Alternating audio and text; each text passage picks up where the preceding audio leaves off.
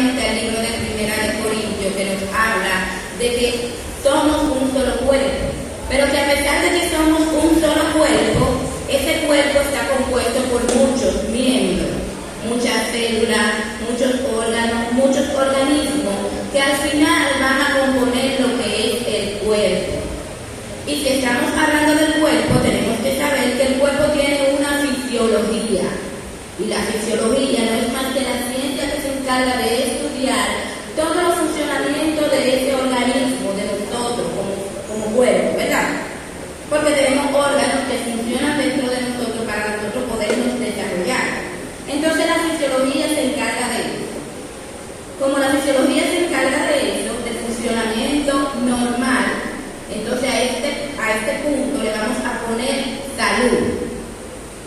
Y la salud, para que se mantenga, depende de muchos factores. Depende de cómo usted se alimenta, depende de su genética, depende de los hábitos alimenticios que usted tenga, depende de si usted maneja o no maneja estrés, depende de si usted se ejercita o no se ejercita. Amén. Pero la fisiología también a veces se ve intervenida. A veces nuestros organismos, nuestro cuerpo no funcionan de manera correcta y aparece lo que es una patología, que es un funcionamiento anormal de nuestro cuerpo, y a eso le vamos a llamar enfermedad.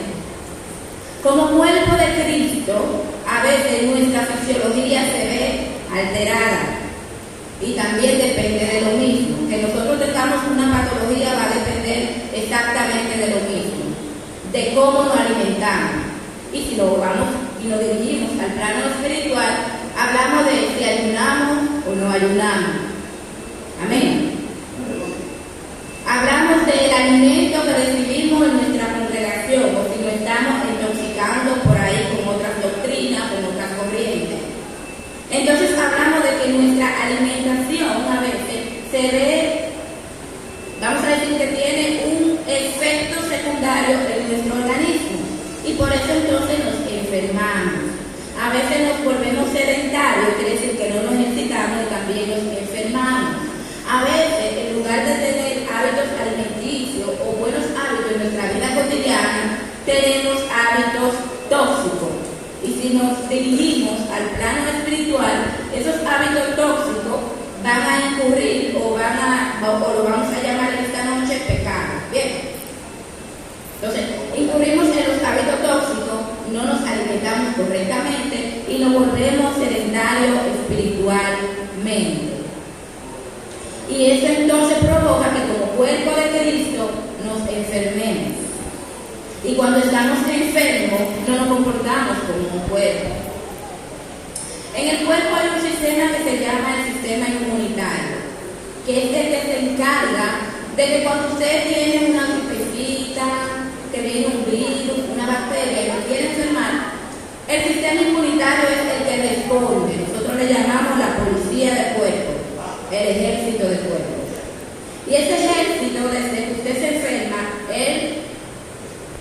como cuando ustedes, por ejemplo, en los barrios tenemos disturbios, por ejemplo, los barrios, y a medida que se crea un disturbio, viene la policía. Así pasa en el cuerpo. Si hay un disturbio en su cuerpo, salen los linfocitos, que son las células de la inmunidad. Pero a veces el cuerpo tiene una patología y el sistema inmunitario ya no reconoce lo propio. O sea, no reconoce las células propias del cuerpo. Y por eso el cuerpo comienza a atacar sus propias células. Eso pasa en el cuerpo de Cristo a veces. A veces nuestro sistema inmunitario se enferma y nos atacamos unos a otros. Como cuerpo de Cristo no debiéramos enfermarnos, pero nos enfermamos porque no nos estamos alimentando.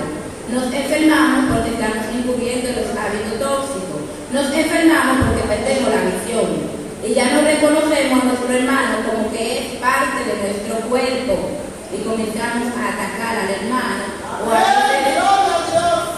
a veces puede ocurrir que nosotros malinterpretamos la conducta del hermano, pero como estamos enfermos no nos damos cuenta. ¿Bien? Entonces, en esta noche, ¿por qué le menciono el cuerpo? ¿Por qué le menciono la fisiología? Porque primeramente para nosotros atender al carácter o para que nuestro carácter cristiano se refleje, nosotros como cuerpo tenemos que estar sanos. Una gente que está enfermo no goza de salud. Y cuando usted no goza de salud, usted está bajo estrés. Usted no se siente bien, usted no se siente cómodo, porque usted tiene una enfermedad. Amén. Entonces es importante que nosotros primeramente, internamente, sanemos nuestro cuerpo. Porque cuando el cuerpo está sano, entonces, como miembro, nosotros vamos a ver que, por ejemplo, la hermana Chuchuta es parte de mi cuerpo.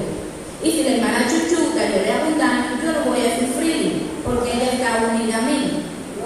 Si usted se corta el dedo meñique porque usted lo ve muy pequeño y a lo mejor un tanto insignificante porque ni para la huella, ¿verdad? Pero si usted se corta ese dedo meñique, su cuerpo entero va a sufrir. Su cuerpo entero le va a doler. Por ese dedo meñique, que a lo mejor usted se lo cortó porque lo encontró insignificante, usted puede contraer una bacteria, usted puede hacer una septicemia y usted se puede morir por un dedo meñique. Porque a veces cuando le restamos importancia a lo que es minoritario, nos hacemos un daño colateral. Porque a veces subestimamos las cosas pequeñas que tenemos. Y esas cosas pequeñas, esas funciones pequeñas son las que permiten que las grandes se puedan notar. Si la función de la célula, usted no respira, usted no come, usted no duerme, usted no es nada.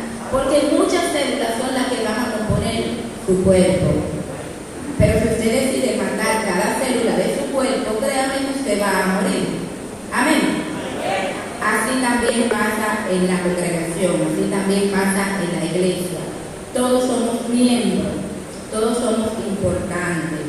Y en el versículo 18 nosotros leímos que Dios puso cada miembro donde Él quiso.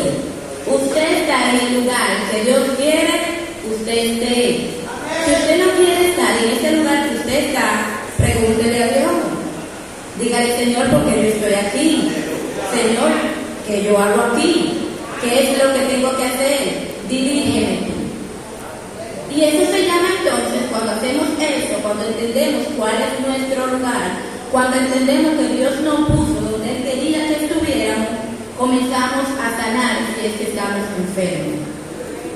Porque en Dios hay salud, porque Él llevó toda nuestra dolencia, y no nada más las físicas, las que nosotros podemos ver, también las espirituales. Porque a veces nosotros atendemos nuestro cuerpo físicamente, pero espiritualmente el sistema inmunitario ya no funciona. Espiritualmente su corazón está en paro. Espiritualmente su cerebro tiene isquemia. Entonces, a veces nos ocupamos de lo físico y desatendemos lo espiritual, que no debe ser así. Amén. Es importante que como miembro de este cuerpo y que la cabeza de este cuerpo es Cristo, nosotros nos sujetemos a Cristo. Amén. Vamos a pasar al segundo punto. Vamos un poco rápido. Y en el segundo punto hablaremos entonces del carácter. Si usted se fija en la hoja, dice el carácter del cristiano. Y ahí nos vamos a situar en segunda de Pedro, donde hablamos de la fe, de la virtud, del conocimiento, del dominio propio. Amén. Bien. Todos nosotros sabemos, primero les voy a definir lo que es el carácter para que no nos perdamos. Bien. Dice que el carácter son un conjunto de rasgos, cualidades o circunstancias que indican la naturaleza propia de una cosa o la manera de pensar y actuar de una persona o una colectividad, y por los que se distinguen de las demás. Eso quiere decir que si nosotros estamos en esta iglesia, ya tenemos una colectividad y que nuestro carácter va a ser algo en común y que por ese carácter que nosotros tenemos nos vamos a distinguir de los demás. Amén. ¿Me entendemos? Amén. Entonces ese carácter de nosotros, dice el apóstol Pedro, aquí hablando, que tiene que tener fe. fe. Pero el apóstol nos va diciendo que tenemos que ir agregando. Amén. Si usted se fija, dice añadir. A la fe le vamos a añadir virtud. Bien, entonces, ¿qué es la fe? Todos nosotros sabemos que la fe es la certeza de lo que se espera y la convicción de lo que no se ve. Pero el libro de Romanos, capítulo 10, versículo 17, dice que la fe viene por el oír palabra de Dios. O sea que en este entorno es que nosotros vamos a desarrollar nuestra fe. Amén. Entonces, una vez que tengamos fe en nuestro carácter, en nuestro cuerpo como miembro, ¿verdad? A esa fe le vamos a añadir virtud. Fíjense que vamos a ir añadiendo como que si estuviéramos cocinando. Le vamos a añadir virtud. ¿Y qué es la virtud? Dice que la virtud es la disposición habitual para hacer el bien. Pero la virtud también tiene una cualidad, que la virtud es intrínseca, es propia de usted. O sea, usted va a tener ese deseo de hacer el bien internamente, porque a usted le sale, no porque lo ve, porque le sale. Entonces, si usted no la tiene, usted también la puede trabajar, porque es intrínseca, pero también usted la puede cultivar. Amén.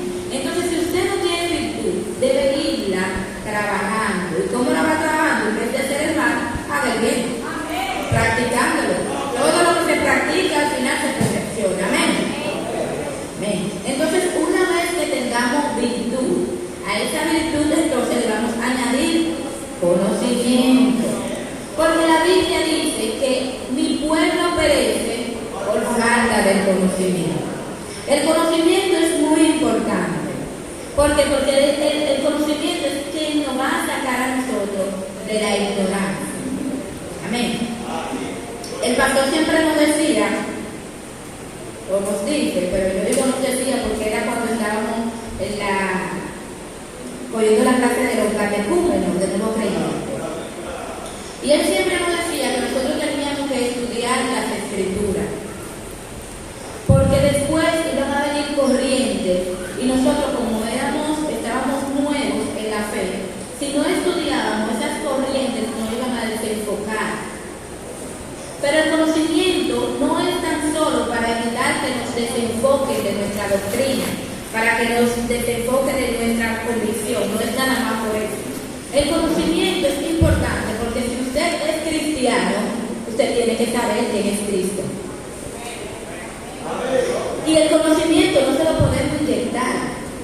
Usted tiene que querer saber, porque no es lo mismo cuando usted lo obliga a aprenderse algo, a que cuando usted quiere saber de qué trata ese algo. No se aprende tan fácil a la fuerza que por voluntad propia.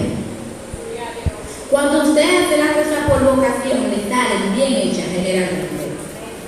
Cuando usted lo obliga, usted lo hace porque quiere algo. Yo no estoy en eso. Al final, el daño va a ser intrínseco también. Porque usted va a incurrir en la ignorancia. Porque usted va a ser un cristiano que no va a tener fruto. Porque usted no tiene conocimiento. Amén.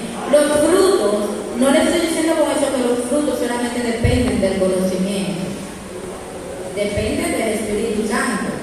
Pero el Espíritu Santo, la Biblia dice que el principio de la sabiduría es el temor a Jehová.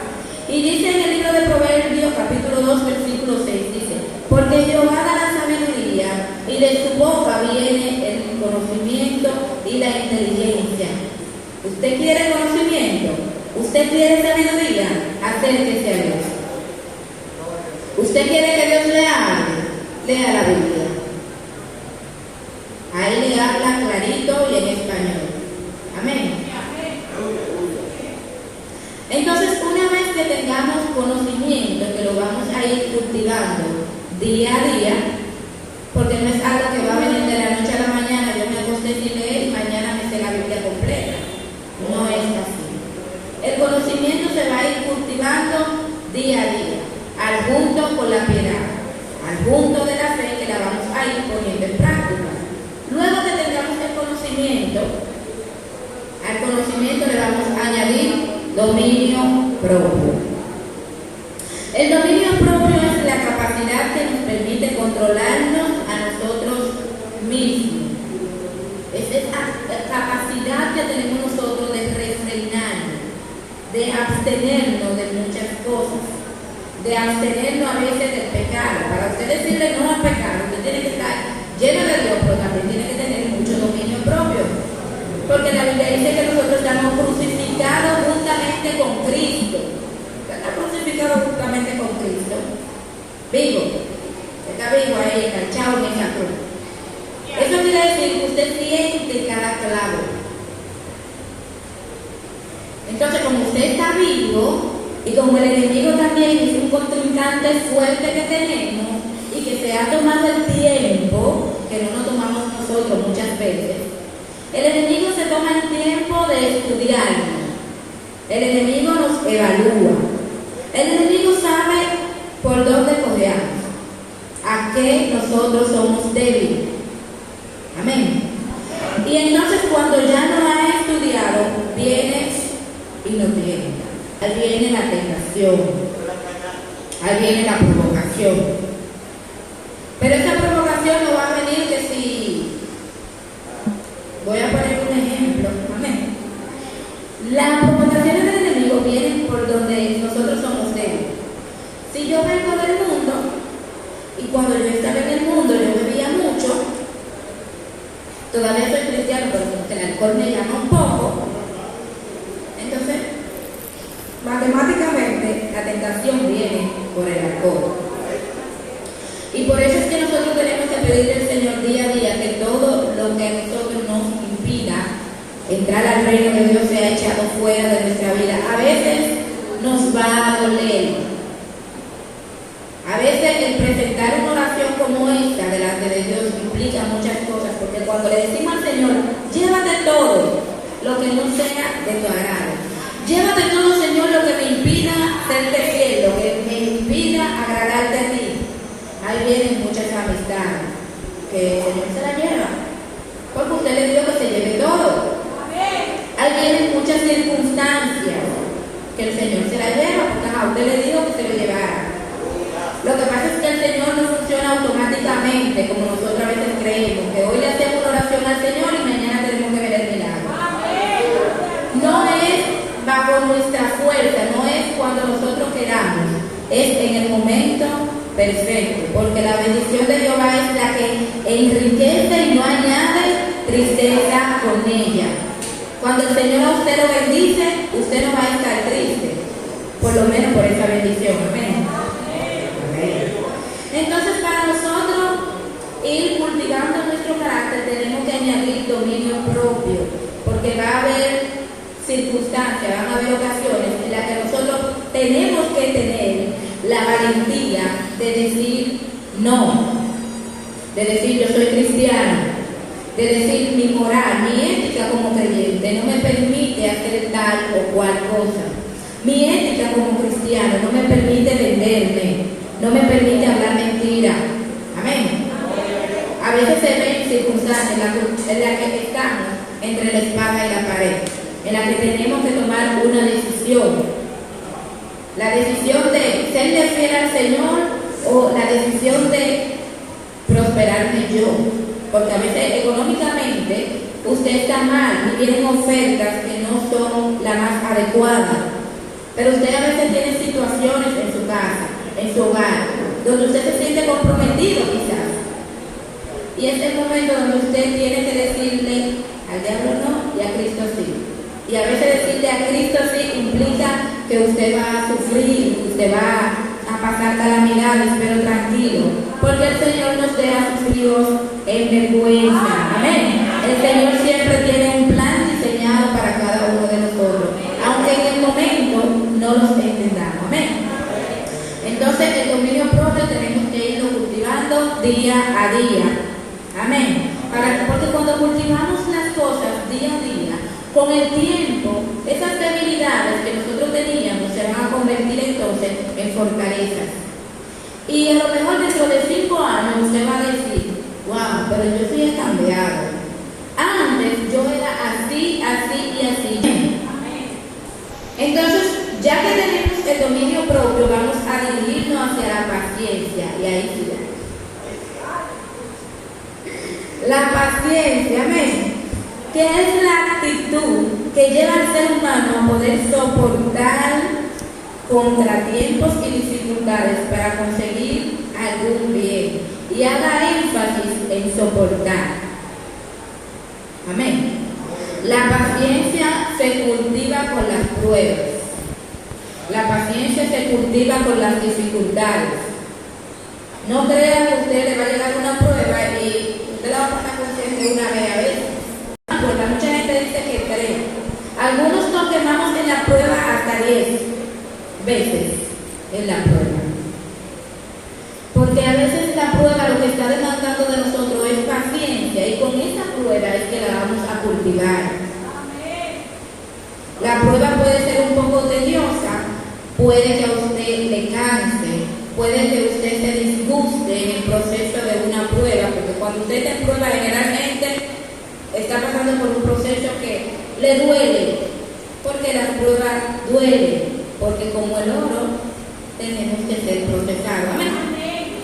Entonces la prueba duele, y las pruebas son tediosas, y las pruebas nos van a molestar, y a veces hasta nos van a llegar al punto donde nos vamos a querer rendir, y a veces vamos a querer tirar la toalla, y a veces hasta vamos a claudicar, porque vamos a pensar que el Señor no está con nosotros, simplemente porque estamos en prueba. Pero usted no sabe si Dios tiene una apuesta con usted, como pasó con Job. Amén.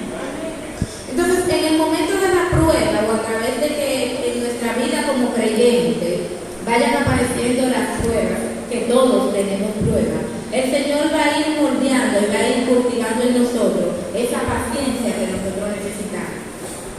Y esa paciencia, a veces, que nosotros vamos a necesitar, o que vamos a ir cultivando, va a llegar un momento donde usted va a necesitar a lo mejor un quintal de paciencia.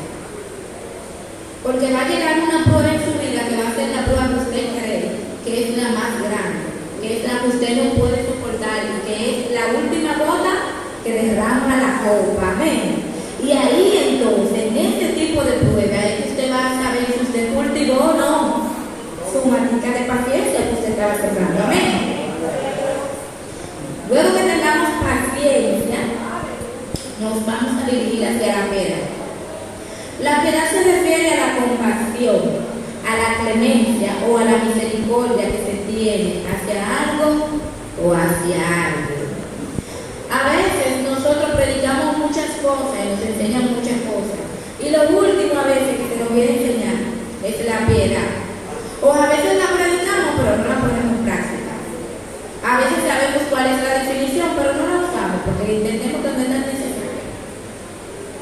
A veces no es tan necesaria porque usted no está pasando por un momento, por una circunstancia, por un proceso donde usted necesite que le tengan misericordia. A mí me gustaba mucho una frase que decía: si cuando fuiste martillo no tuviste clemencia, cuando te toque ser clavo, ten paciencia. Porque a veces cuando nos toca ser martillo no tenemos misericordia, cuando nos toca a nosotros juzgar no tenemos clemencia, o no que no tenemos clemencia, no la practicamos.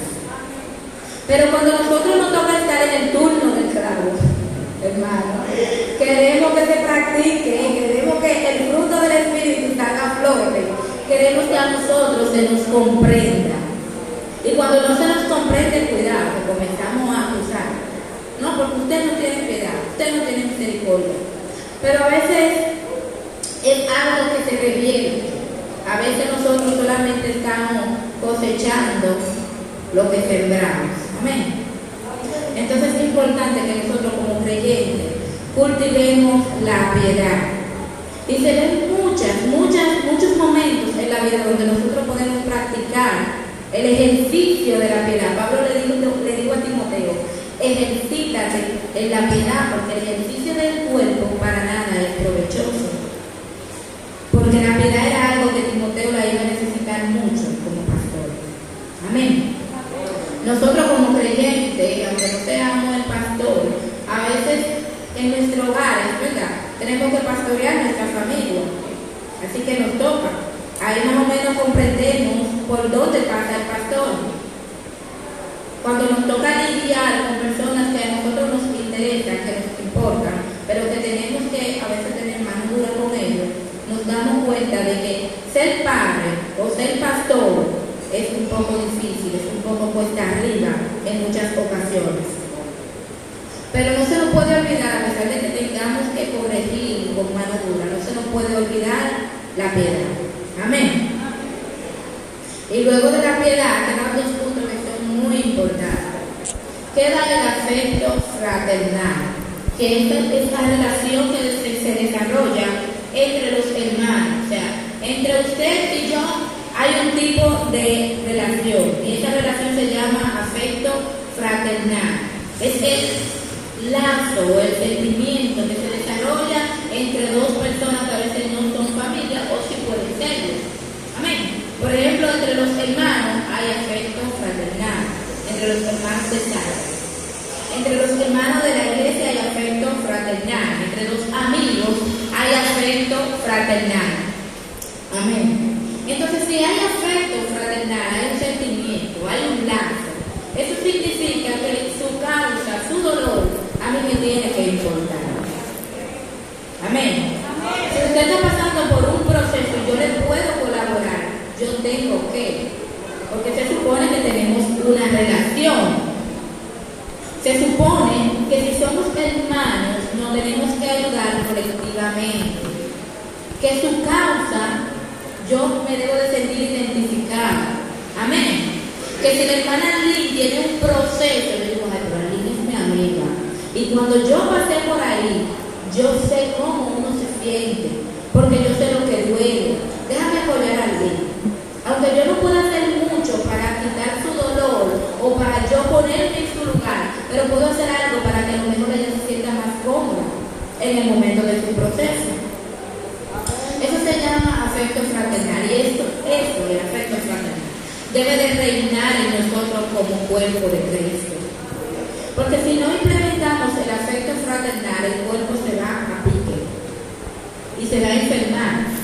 Y cuando se enferme el cuerpo, vamos a tener que entonces someternos a un proceso de hospitalización, un proceso de tratamiento, hasta que sanemos.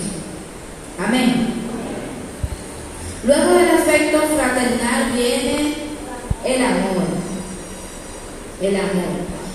Que no tengo mucho que decir del amor, porque creo que aquí todos manejamos el término a la perfección. Sin embargo, les voy a leer algo que le puse en la hojita. Dice que es un sentimiento de afecto, inclinación y entrega a alguien o algo.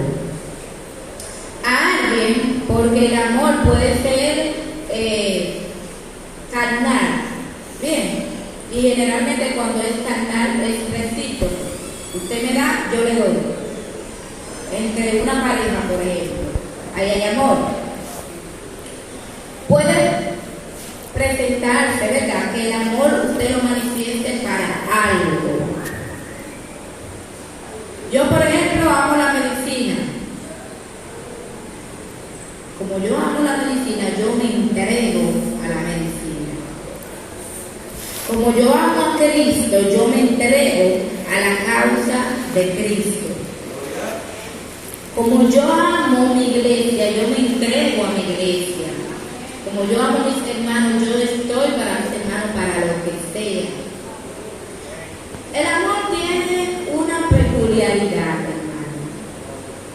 Y es que el amor a veces nosotros lo definimos, a veces lo describimos, a veces hasta lo pintamos. Pero el amor, más que describirse, más que pintarse, necesita ser demostrado.